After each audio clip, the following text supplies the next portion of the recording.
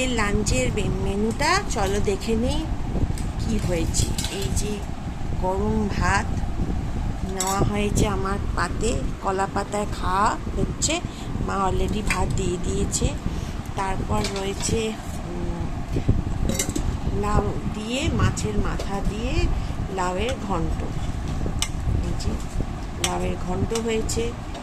তারপরে রয়েছে ফুলকপি দিয়ে আলু দিয়ে চিংড়ি মাছের তরকারি।